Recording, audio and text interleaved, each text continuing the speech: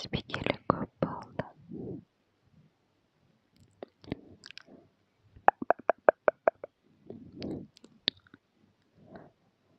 Шаршап жүрген сияқтысың ғой, бәрі дұрыс па?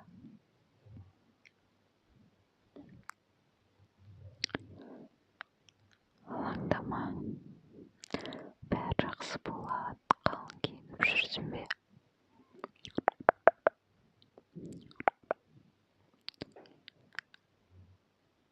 Менде бәрі жақсы, рахмет. Сенің смс-іңді кеш көрдім.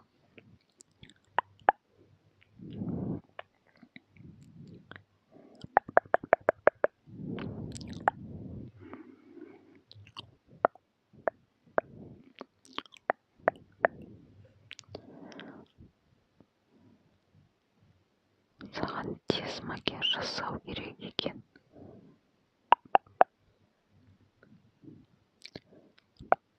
Жарты сағаттың ішінде жасап берем.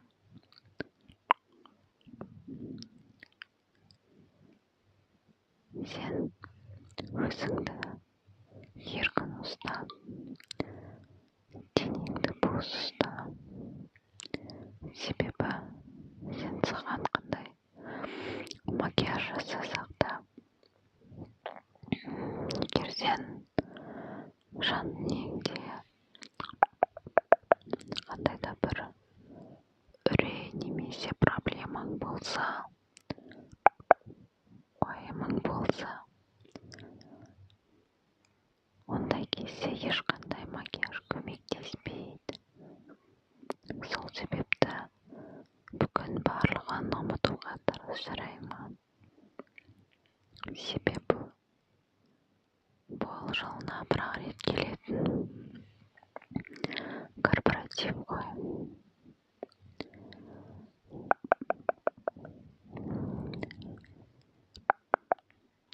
Жарайды, сенің уақытыңды алмайын.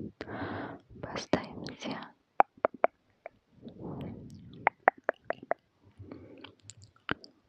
Бетіңде бірдеңе бар ма? Соны тексеріп жатырмын.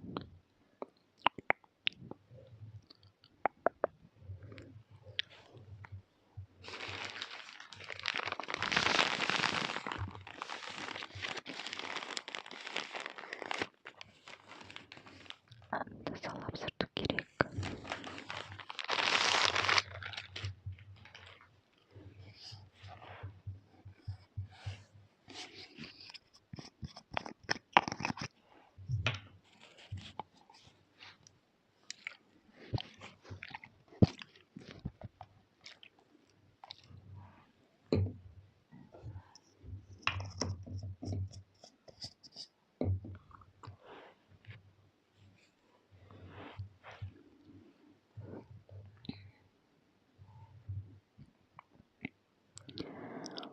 Әңгімеңді айта отыр. Немесе мен айтайын әңгіме. Сені көп шаршатпайын, иә?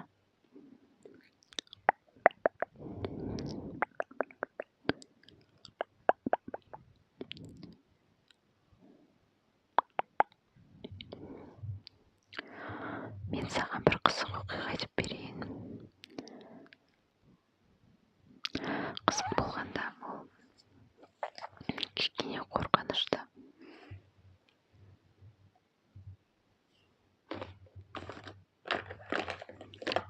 Сен келеді деп бүкіл макияжымды бәрін жинап алғам ғой.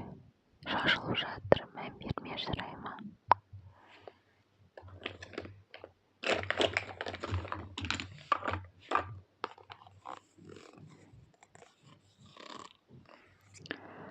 SPF крем жақпай ақ қояйын.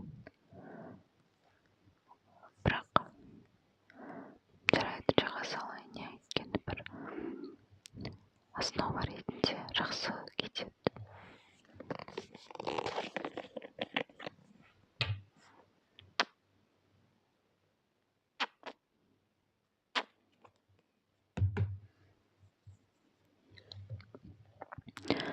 Білесің ғой, мен Европаға барған едім ғой.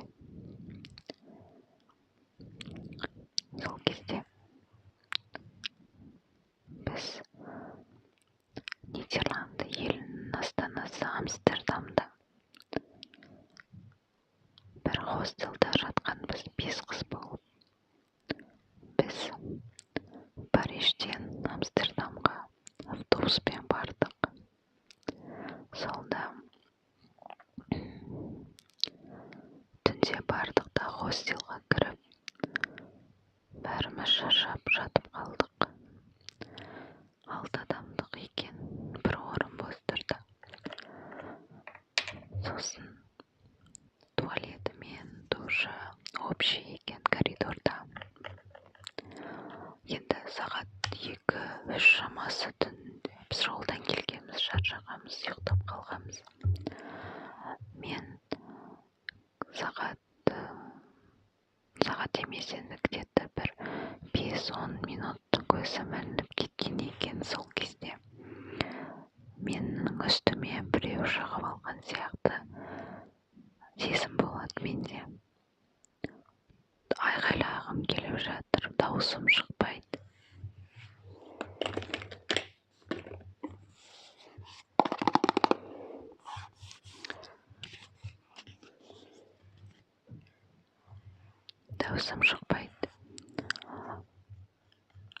Бір нәрсе үстіме шығып алған. Қатты болып, маған қатты салмағын салып жатыр. Бір кезде қасындағы қыздар телефон қарап жатыр екен, олар ұйықтамаған екен. Сосын мен тоналка жағуға осындай кестерге қолданамын, өте жақсы. Міне мында алып алдым.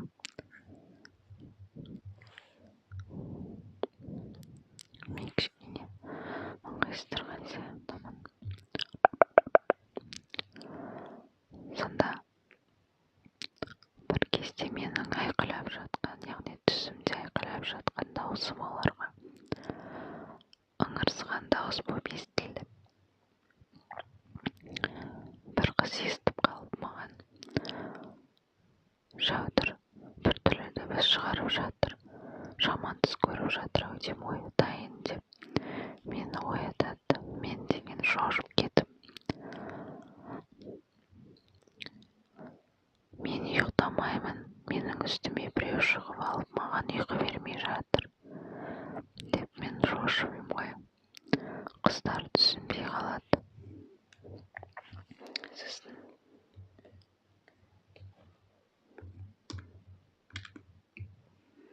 андай кішкене пудра жағып тегістеп жүрейін, я.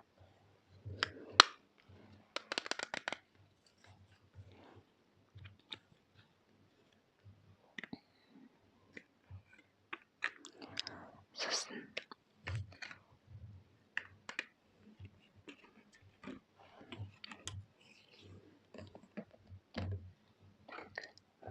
қазір кисточка алып алайын. Менде бәрі араласып. Міне осындай.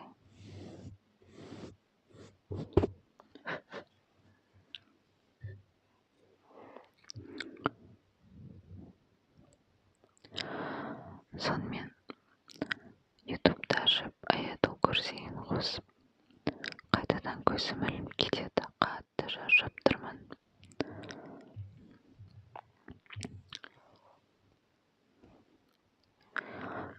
Бес минут өтер-өтпес қайтадан сол нәрсе үстіме шығып алып, тағы мен қорқып, тағы айқайлап оянам. Бұл жолы қыздар шынымен қатты қорықты.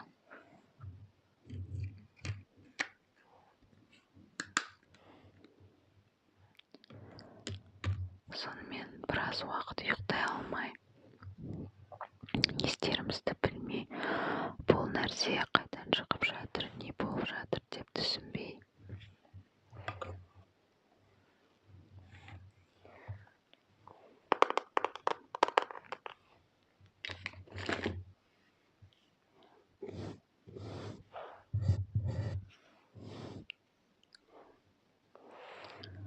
Кішкене румяна хайлайтер жағайын, себебі корпоратив қой, әдемі көрінеді, жарай ма?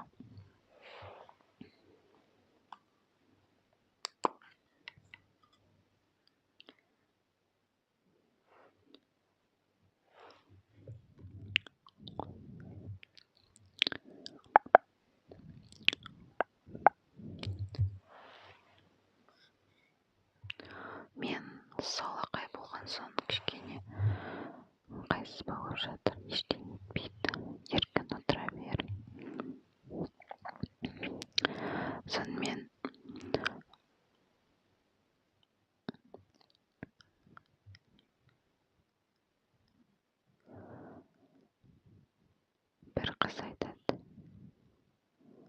ол ояу жатқан ғой. Телефон шұқылап жатқан сол кезде оған бір өте жақын жерден бір адамның демалып тұрғаны естілген құлағына. Ойлаңыздаршы, менің үстіме бір адам шығып алып жатыр, оған сондай бір дыбыс естіліп жатыр. Сонымен біз шошып не істейміз деп, бірақ басқа амал жоқ. Жан жақтан бәрін қарадық. Мүмкін терезе ашық тұр, сыртта көрші бөлменің бізге жақын болғандықтан сол жақтан естіліп жатыр ма деп ойладық. Дегенмен де сондай үреймен ұйықтап кетіппін. Сәлден соң менің үстімде жатқан, яғни екі двухъярусный кровать қой, менің үстімде жатқан, үстіңгі жағымда жатқан қыз тура мен сияқты шошып оянады ғой, ойлашы. Сонда маған тиісіп болып, енді сол қызға тиісе бастайды.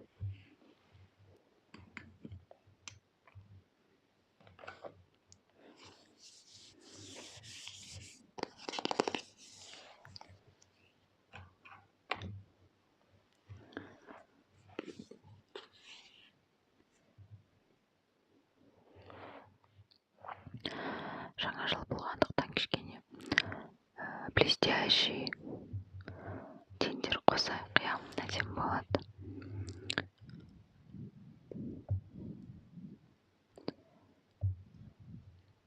Астына основа жағам және әдемі кеттірем, қорықпа.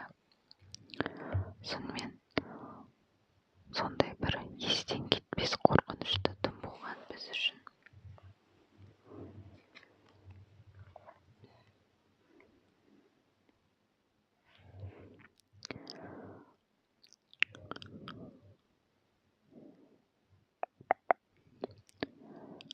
Ертеңінде таңертең оянып, жан жағымызға қарамай ол жерден кеттік қой. Сонда бізді ол жерге алып барған қыз таңертең айтады, түнде сендерді қорқытқым келген жоқ. Бірақ маған бір қыздың бейнесі көз алдыма көрінді. Сендерге сол моментте айтсам, мүлде сендер бұл жерде жатпаймыз деп қашар едіңдер. Мен ондай нәрседен қорықпаймын. Сол себепті де айтпауды жөн санадым дейді. Ойлашы.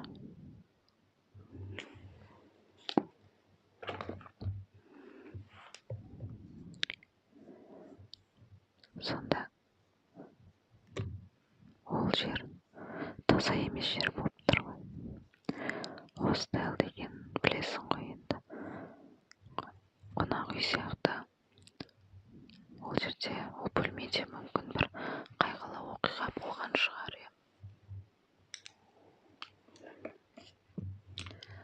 Так, саған.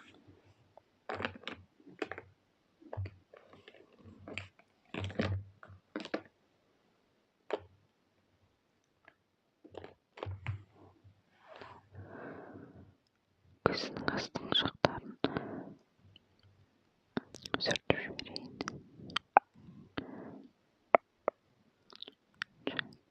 Кішкене тен ағып кетті.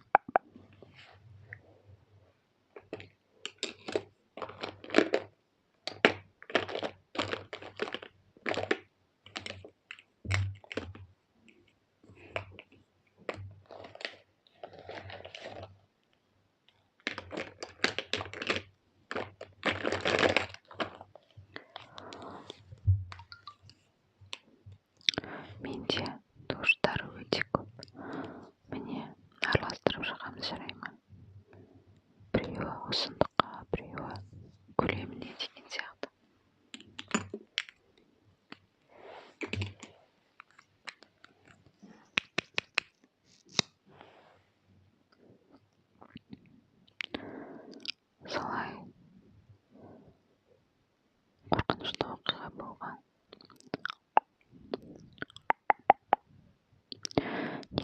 Амстердам қаласы.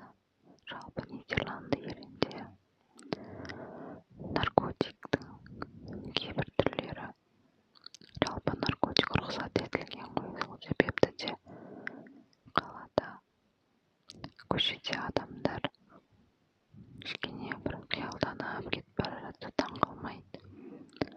Және сондай-ақ ол жақта арнайы улица Красных Фонарей деген көше бар. Ол көше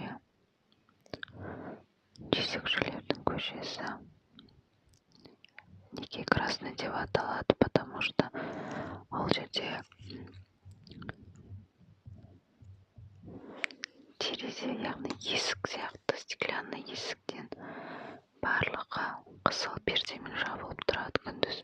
Және кешкісін ол қыздар өздерін публикаға ұсынады. Пердесін ашып, солай клиент шақырып тұрады. Кішкене өте ерсі енді.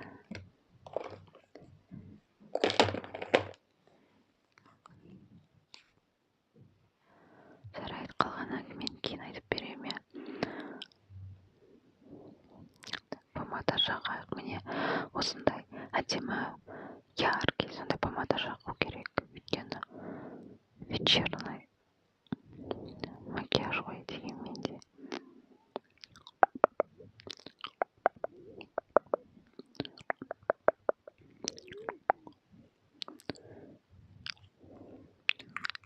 Үстіне қазір блеск беремін.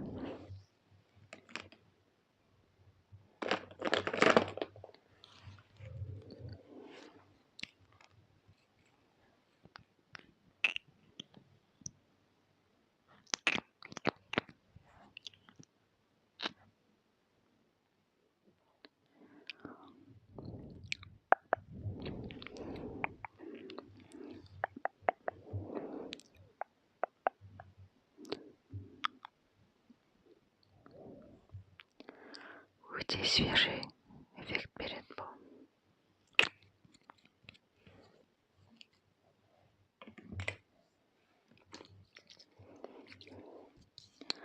Так, аузыңда свежий болып тұрсын. Кәне аша қой аузында. Мынаны сеуіп берейін.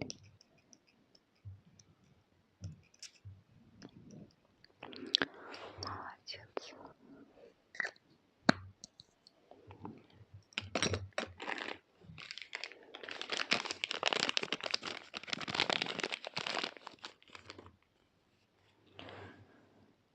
Көзіңді жұма қой. Айналасындағы артық нәрселерді алып тастайын.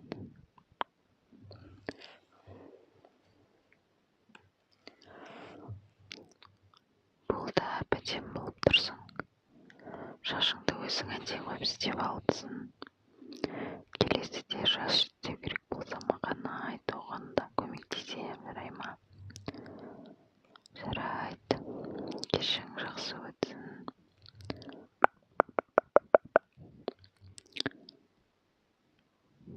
Жақсы.